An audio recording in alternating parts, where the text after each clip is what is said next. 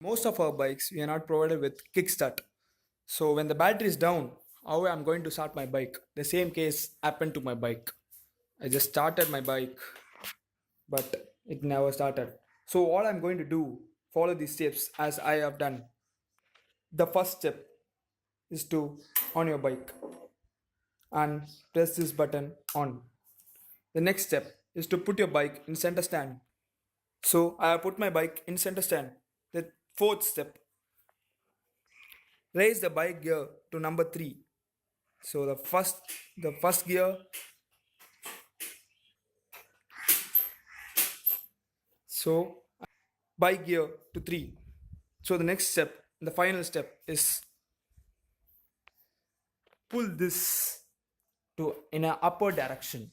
I'll show how to do. So you have to pull like this. So well, my bike got started and is ready to drive. So don't forget to subscribe to my channel and hit the like button. Thank you.